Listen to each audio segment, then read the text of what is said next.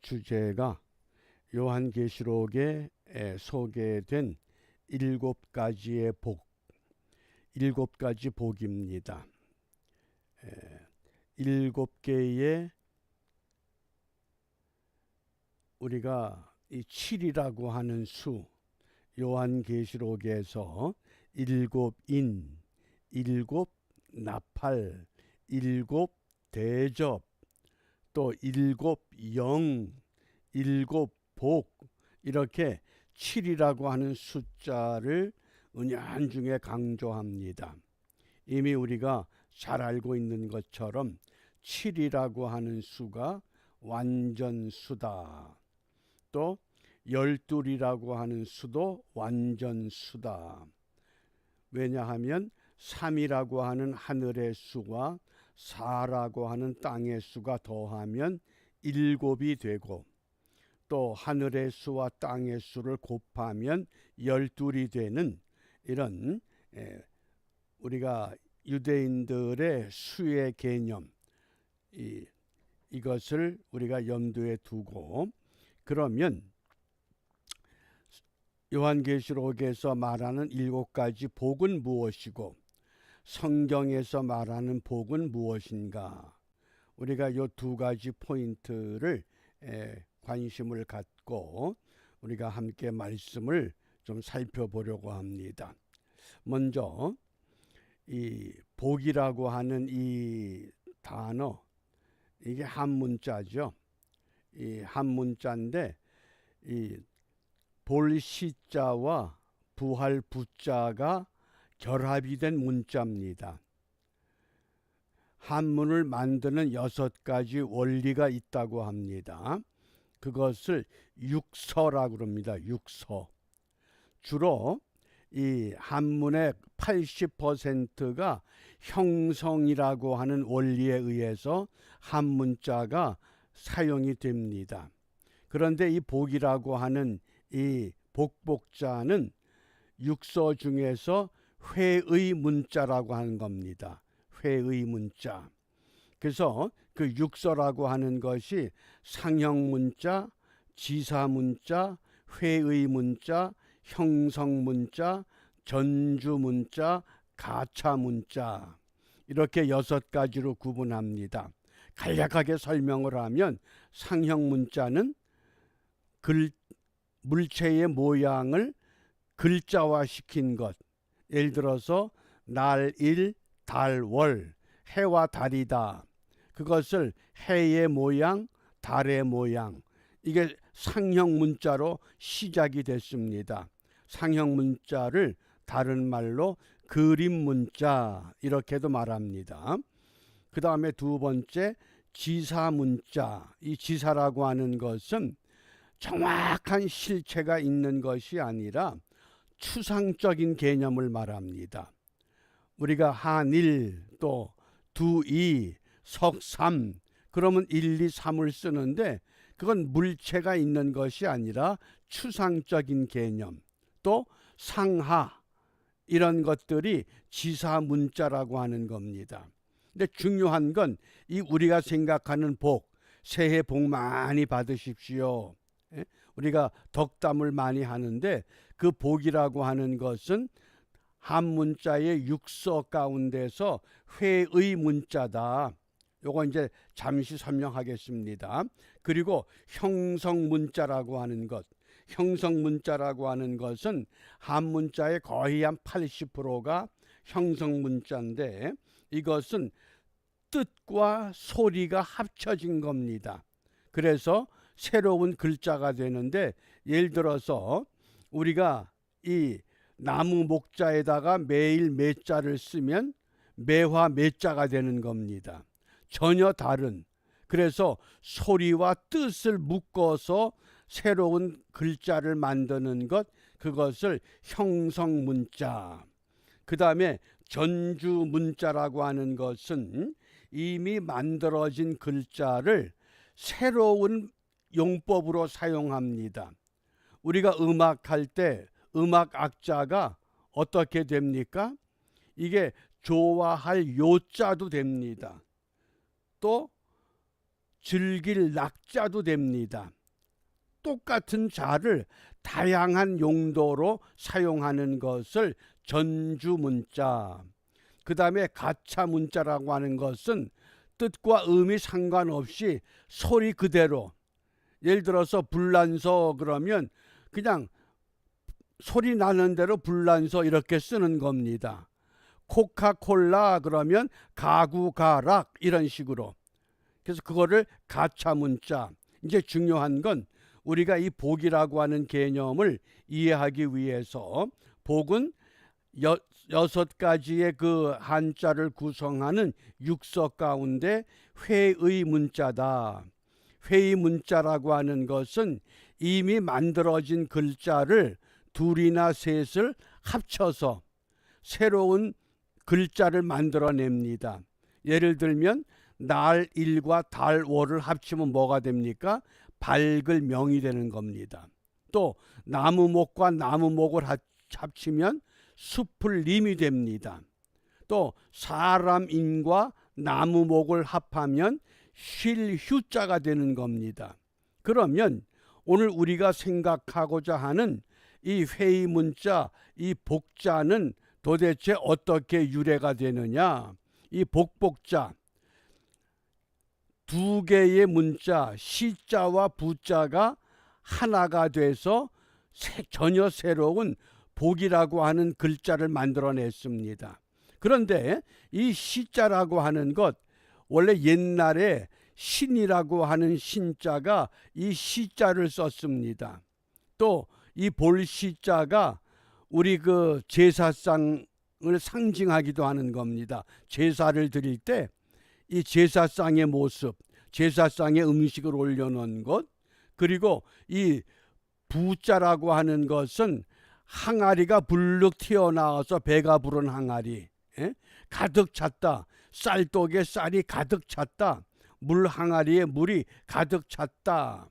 그래서 그것이 복자의 개념이라고 하는, 그러니까 우리는 이런 그 문자의 개념을 가지고 있기 때문에 복을 생각해도 이 울타리 안에서, 이 개념 안에서 복을 생각할 수밖에 없었습니다.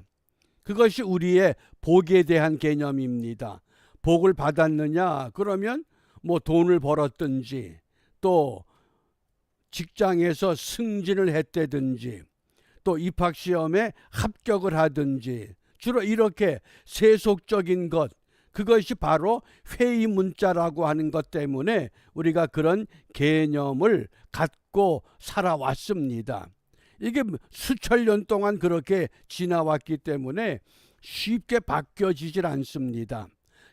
기독교가 전래되면서 기독교에서 말하는 복을 강조하면 자꾸 거부 반응이 나타납니다. 그런 복 같으면 안 받을래요. 왜? 누구든지 나를 따라오려거든 자기를 부인하고 자기 십자가를 지고 나를 쫓아야 된다. 어느 누구도 좋아하지 않을 겁니다. 그러니까 이 문화를 속에서 예수를 전하기 위해선 서서히 새로운 변화를 일으킬 수밖에 없었던 줄 압니다. 그래서 천주교가 이 전래되는 과정 속에서 수많은 순교자들이 발생했습니다. 천주교의 그 많은 순교자들 때문에 사실 개신교는 좀 더 편하게 복음을 전할 수 있는 그런 분위기를 가질 수 있었던 줄 압니다. 그래서 이런 이 복복자의 모습을 우리가 마음에 새기면서, 그러면 오늘 우리가 어떤 이 성경에서 말씀하는 복의 개념이 무엇인가? 그래서 우리가 분명한 이 복의 개념을 새롭게 정립을 해야 됩니다. 이 복복자가 보면 보일 시자, 또 부자 부자, 이것이 합해진 회의 문자다.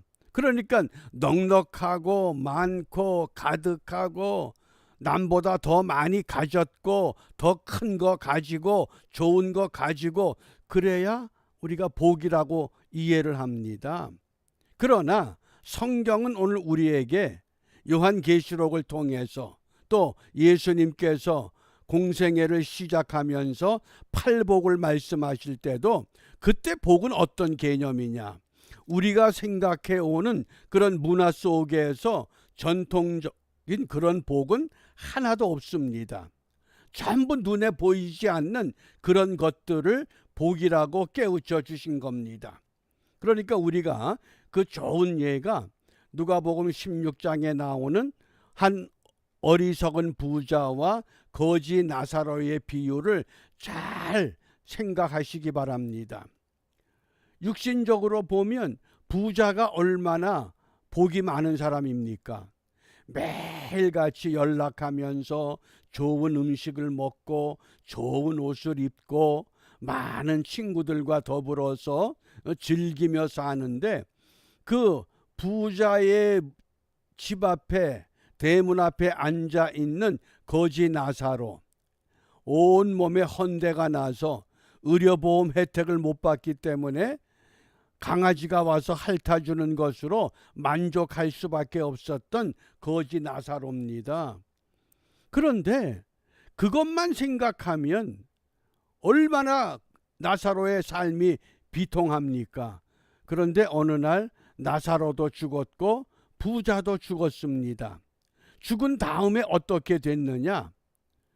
성경은 그걸 지금 복이라고 우리에게 가르치는 겁니다. 현실 세상에서 누리고 즐기는 그것이 아니라 이것보다 더 중요한 것이 있다. 사후의 세계가 있다고 하는 것. 그래서 말씀을 보면 나사로는 아브라함의 품에 안겨 있고, 아브라함이 누굽니까? 유대인들이 그렇게 갈망하는 믿음의 아버지. 그런데 부자는 어떻게 됐습니까? 저 음부라고 하는 곳에서 고통을 받고 있습니다.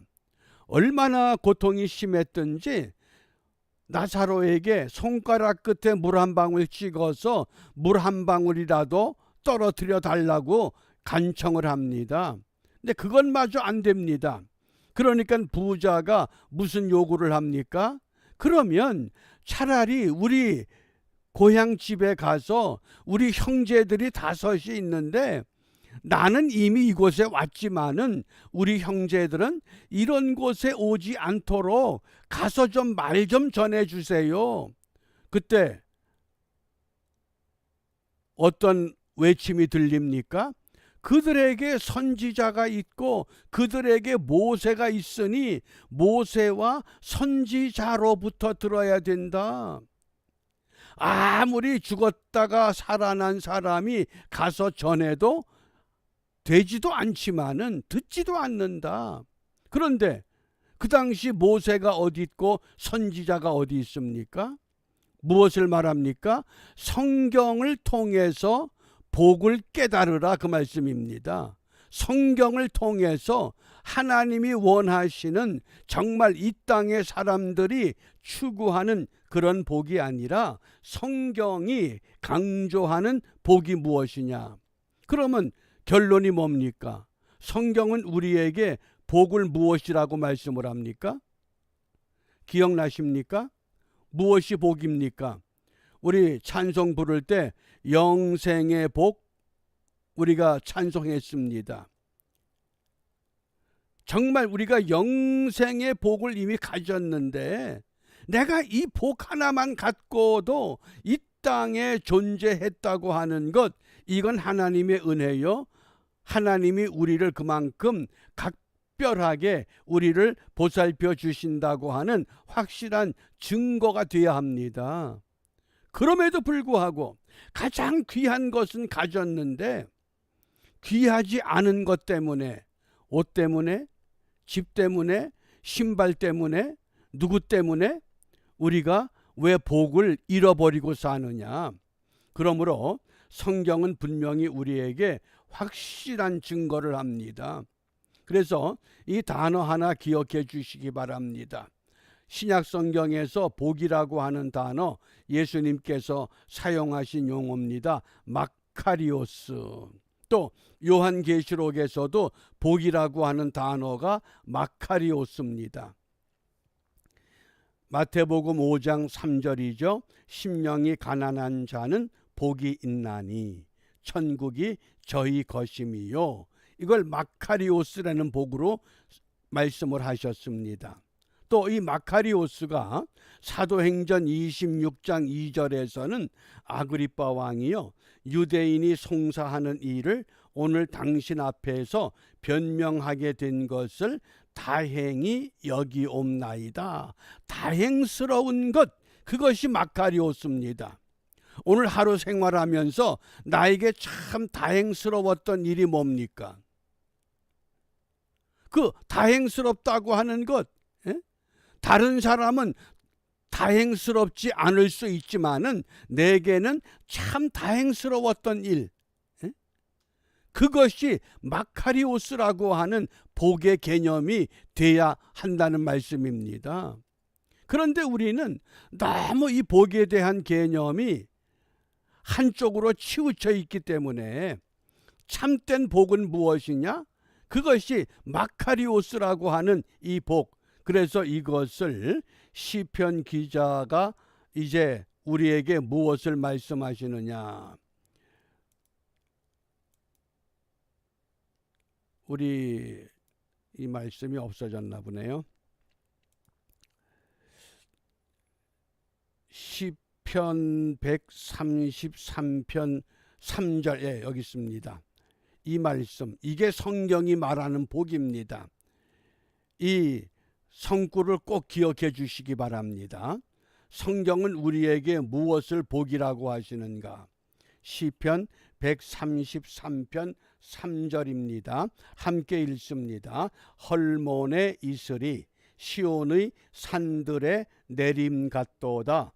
거기서 여호와께서 복을 명하셨나니 곧 영생이로다. 아멘.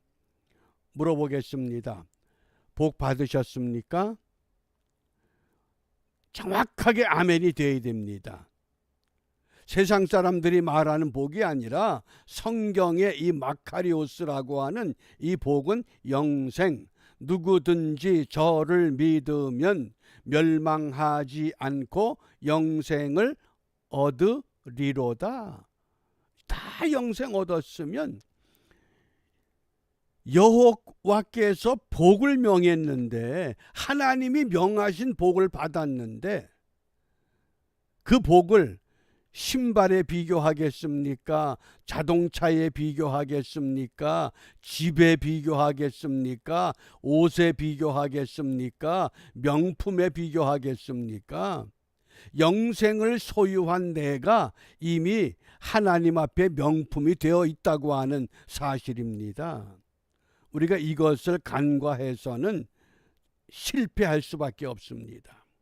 영생, 헐몬의 이슬이 시온의 산들에 내림 같도다. 거기서 여호와께서 복을 명하셨나니 곧 영생이로다. 그러면 이 영생의 복을 요한계시록에서 어떻게 관리하고 어떻게 유지하고 어떻게 이 복을 내 것으로 소유하라고 말씀하시는가? 그것이 오늘 이 3절 말씀입니다. 우리 다 이제 암송했죠?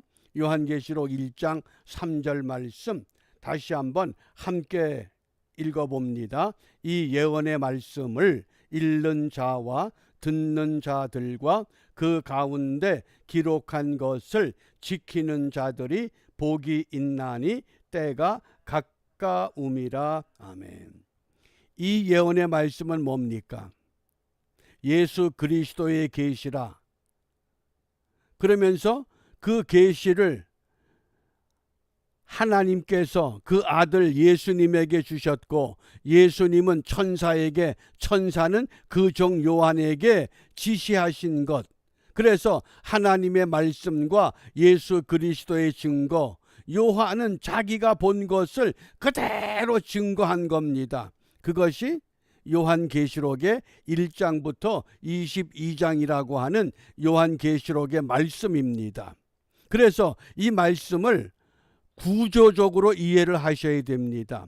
1장은 전체를 여는 서론과 같고 2장과 3장은 아시아의 7 교회를 향한 지금 되어진 일, 그 다음에 4장부터 마지막 22장은 뭡니까? 앞으로 될 일. 그래서 4장과 5장은 천상 하늘 보좌에 대해서, 6장부터 16장은 7 인과 7 나팔과 7 대접, 또 17장과 18장은 큰 음녀 바벨론의 무너짐, 19장은 백마탄 승리의 주, 20장부터 22장은 새하늘과 새 땅. 요 구조가 내 머리에 그대로 정리가 돼야 됩니다. 그래서 이제 요한계시록을 읽든지 요한계시록에 대한 말씀을 듣게 될 때 그 구조의 틀 속에서 본문을 어디를 택했으면 이것은 장차 될 일 중에 하나구나. 이것은 지금 있는 일이구나. 이런 것들을 우리가 분별을 하면서, 그래서 이 예언의 말씀을 읽는 자 그랬습니다. 이때 읽는다고 하는 것, 이것은 단수로 표현이 됩니다. 왜 단수냐? 유대인들이 회당에 모입니다. 회당에 적어도 성인 남자 10명 이상이 모여야 회당이 예배가 인정이 됩니다. 남자 10명이 안 되면 그 예배는 개회할 수가 없습니다. 그래서 회당이 문이 열려서 회당 예배가 시작이 되면 회당에는 항상 두루마리 성경, 아직 신약이 나오기 전이기 때문에 구약에 대한 말씀들이 두루마기로 보관된 그 두루마기 상자가 있습니다. 그 상자에서 두루마기를 하나 두루마리 꺼내서 이 읽는 자에게 전달하면 한 사람이 읽는 겁니다. 그 읽는 자를 말합니다. 이것이 오늘 우리에게 적용이 되면 내가 내 삶의 자리에서 하나님의 말씀을 펴서 읽을 때 읽는 자 그런 겁니다. 그래서 여기에는 관사가 붙어 있습니다. 그 읽는 자입니다. 그가 누굽니까? 바로 내가 그 읽는 자가 돼야 한다. 그 다음에 듣는 자들과 지키는 자들, 이것은 복수입니다. 왜냐하면 회당의 예배가 성립되기 위해서는 성인 남자 10명 이상이 모여야 되기 때문에 읽는 사람은 단수지만은 듣는 사람은 복수가 되고 듣고 지키는 사람들이 복수가 됩니다. 그러니까 회당 예배를 그렇게 철저하게 유지해 왔을 때에 예수님께서 너희들의 회당의 예배가 너무 형식이다. 그러면서 어떻게 깨우쳤습니까? 2-3 사람이 내 이름으로 모인 곳에 나도 그들과 함께 하겠다. 10명이 기준이 아니라는 겁니다. 유대의 전통은 10명이지만은 예수님은 전통을 깨뜨렸습니다. 2-3 사람이라도 내 이름으로 모여서 은혜를 갈망하면 바로 그것이 신령과 진정의 예배가 된다고 하는 것. 그래서 이 예언의 말씀을 읽는 자와 듣는 자들과 그 가운데 기록한 것을 지키는 자들이 복이 있나니, 이때 복이 마카리오스입니다. 어떤 복입니까? 우리 문화가, 우리 조상들이, 세상 사람들이 그 좋아하는 그런 복이 아니라 어떤 복이라고 그랬습니까? 시편 133편 여호와께서 복을 명하셨나니 곧 영생이라. 나사로가 거지 같은 모습이지만은 장차 영생해서 아브라함의 품에 안길 수 있는 삶. 부자는 매일같이 모든 사람이 부러워하는 좋은 집에서 좋은 음식과 좋은 옷과 즐기고 살지만은 그것은 영원한 것이 될 수 없다고 하는 것. 그래서 영생, 이 영생의 복을, 그 복이 있다는 겁니다. 무엇을 통해서? 이 예언의 말씀을 통해서. 그러니까 창세기에서 아담과 하와가 범죄하고 에덴 동산에 쫓겨나서 죄로 말미암아 고통의 세월을 보내왔는데, 요한계시록에 와서는 이제 그것을 새롭게 다시 재창조할 수 있는 은혜의 길로 우리를 이끌어 가십니다. 그것이 요한계시록이라고 하는 과정입니다. 그러므로 우리가 이제 이 말씀들을 읽어갈 때 요한계시록을 어떤 방법으로 이해를 해야 되느냐?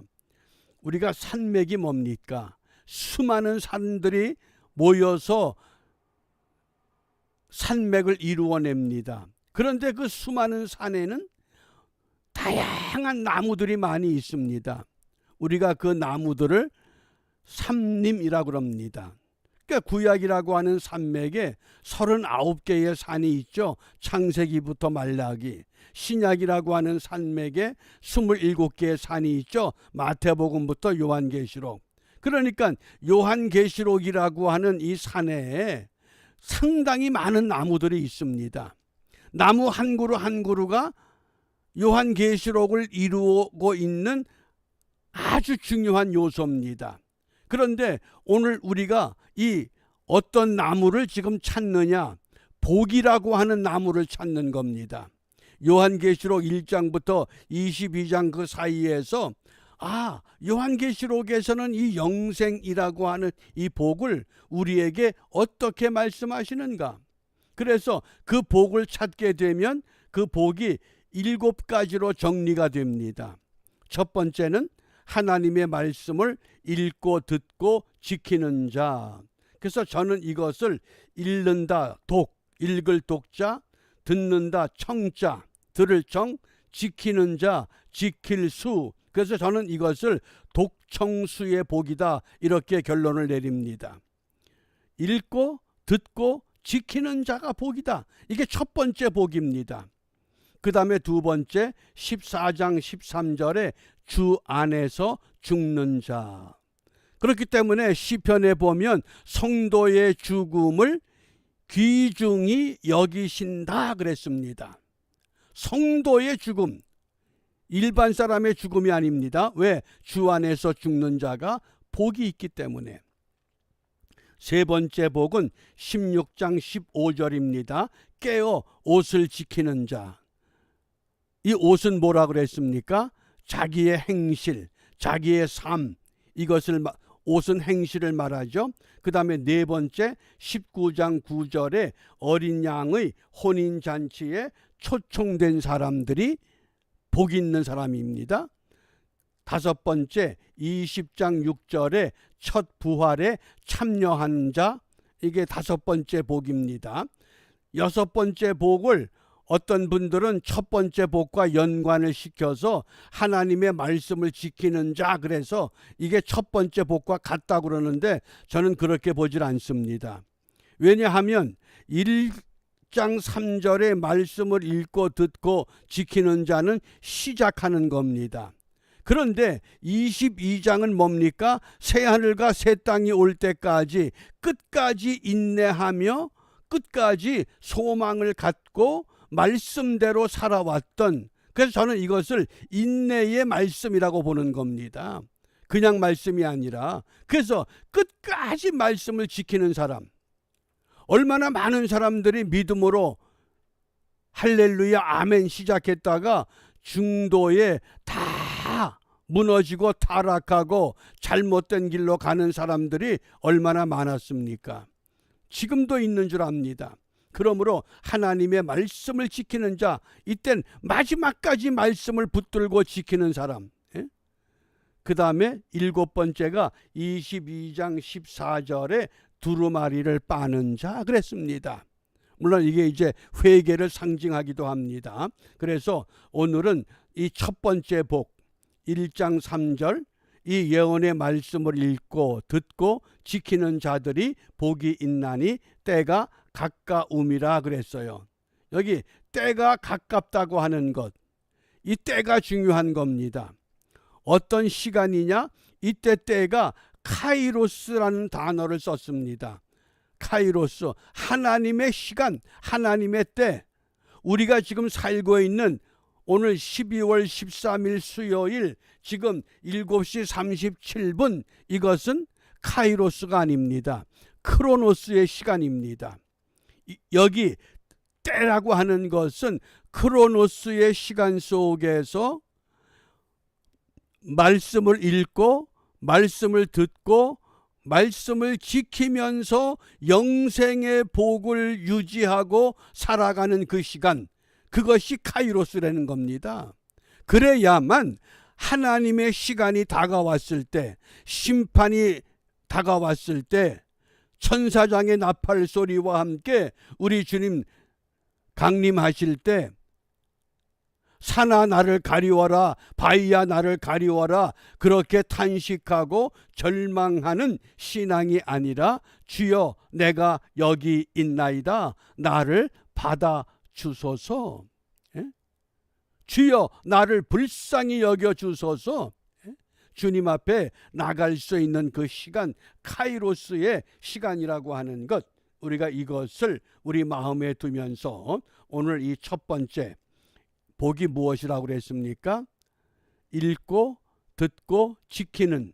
그래서 읽을 독자, 들을 청자, 지킬 수자, 독청수라고 하는 독청수의 복이다. 우리 1장 3절을 함께 읽고 마치겠습니다. 이 예언의 말씀을 읽는 자와 듣는 자들과 그 가운데 기록한 것을 지키는 자들이 복이 있나니 때가 가까움이라. 아멘. 기도하겠습니다. 길과 진리와 생명 되신 주님 감사합니다.